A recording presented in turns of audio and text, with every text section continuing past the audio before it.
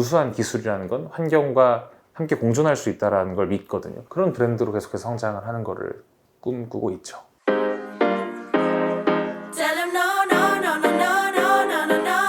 쓰레기로 환경을 구하는 기업 스타스테이크의 양승찬입니다.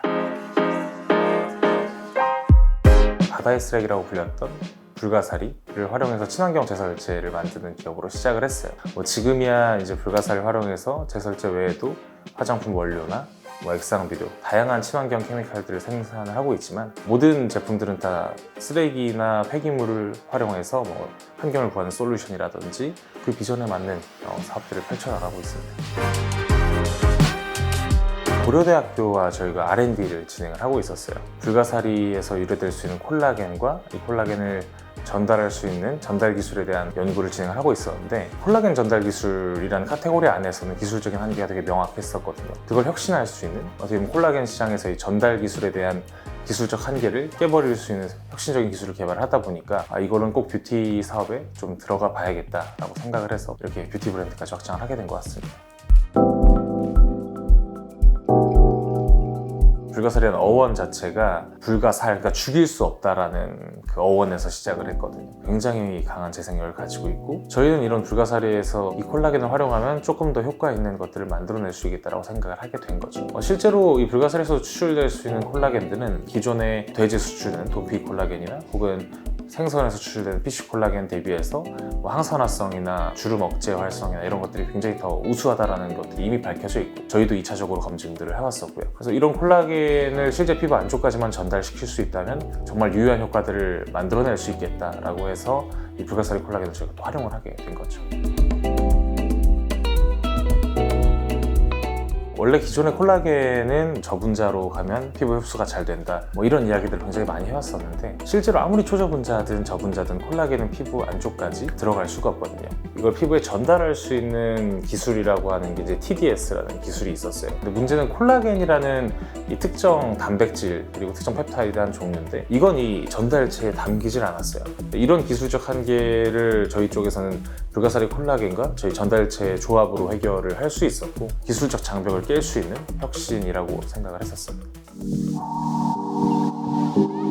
라보페라는 브랜드는 어떻게 보면 페넬라겐을 활용한 저희 이제 시그니처 브랜드라고 생각을 하실 수 있을 것 같아요. 근데 물론 이제 단순히 페넬라겐은 라보페는 아닙니다. 왜냐면 페넬라겐이라는 원료 브랜드는 마치 고어텍스처럼 수많은 화장품 브랜드들이 쓰고 있고, 더욱더 많은 브랜드들이 사용할 원료 브랜드이고, 라보페라는 브랜드는 그 페넬라겐의 기술적인 측면과 그리고 저희 라보페 브랜드가 추구하는 사회적 가치나 이런 여러 가지 것들을 한데에 모아서 만들어낸 저희의 이제 뷰티 브랜드인 거죠.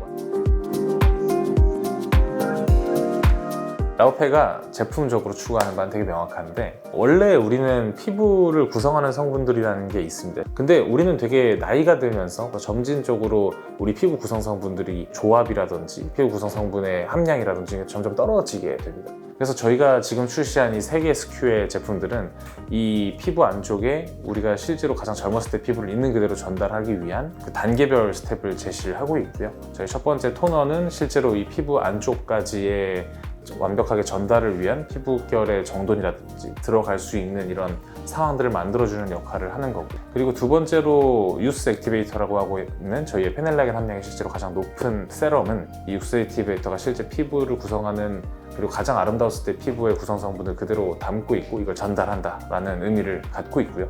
마지막으로 이제 캡처 크림은 이렇게 전달된 우리의 가장 아름다웠던 피부를 그대로 닫아주고 온전하게 그 피부가 존재할 수 있도록 이런 역할들을 하는 단계별 스텝을 가지고 있는 제품이라고 생각해 주시면 될 것 같아요. 실제로 우리가 피부의 변화를 만들어낼 수 있는 거에 대한 정확한 근거가 있어야 되고, 그걸 저희가 실제로 만들어낼 수 있을 만한 역량이 있다는 거는 거기에 대한 데이터로 보여줘야 되는 부분이기 때문에 연구들을 굉장히 많이 했던 것 같아요. 임상을 진행하는 것도 있지만 저희 내부에 사실 연구를 할 수 있는 어떻게 보면 연구소의 규모 이런 것들도 이미 몇십억 원의 예산들이 투입돼서 그 연구를 할 수 있는 장비들이 갖춰져 있고, 그만큼 만들어진 제품 하나하나에 대해서 실제 효과를 이뤄낼 수 있을까에 대한 데이터들, 기술적인 측면들에 대한 고민들을 많이 하게 되는 것 같고요. 결과적으로 발림성이나 이런 실제 효과에 대한 데이터들 이런 것들이 저희가 원하는 만큼의 우수한 효과들을 갖게 됐고, 그게 라보페 제품 만들 때 가장 신경 썼던 부분이 아닌가 싶습니다.